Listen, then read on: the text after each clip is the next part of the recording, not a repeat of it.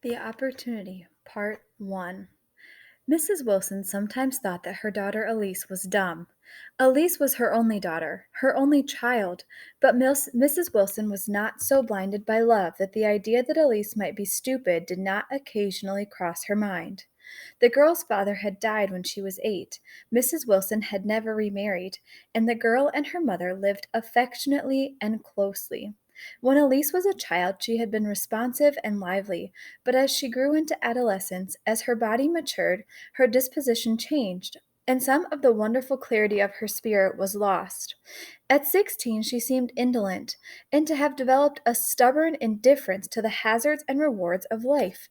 She was a beautiful girl, with dark hair and a discreet and striking grace, but Mrs. Wilson sometimes thought sadly that there was a discrepancy between Elise's handsome brow and what went on behind it. Her face and her grace were almost never matched by anything she had to say. She would sit for an hour on the edge of her bed, staring at nothing. "What are you thinking about?" Mrs. Wilson would ask. "What's on your mind, Elise?" Elise's answer, when she made it, was always the same. "Nothing. I don't know. I wasn't thinking about anything."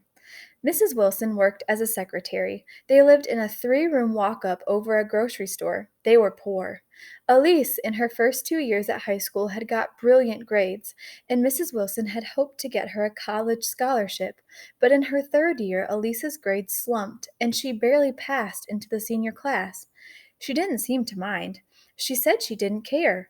Mrs. Wilson gave up the idea of a scholarship and decided that Elise should take a commercial course in her senior year and go to work when she graduated. She made the decision regretfully, but with a clear eye on the future, for Mrs. Wilson had no rich relatives or any other expectations of help beyond her own ability to work and save. She told Elise her plans early in the summer after school had closed.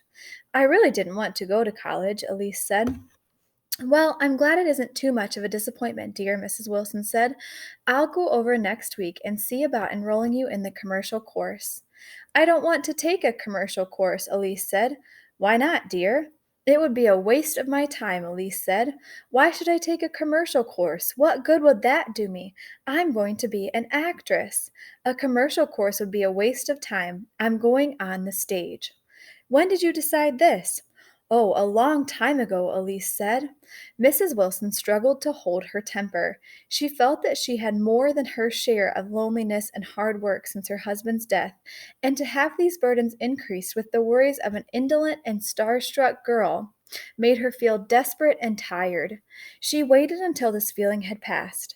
Then she began patiently to describe to the girl the difficulties of the theater.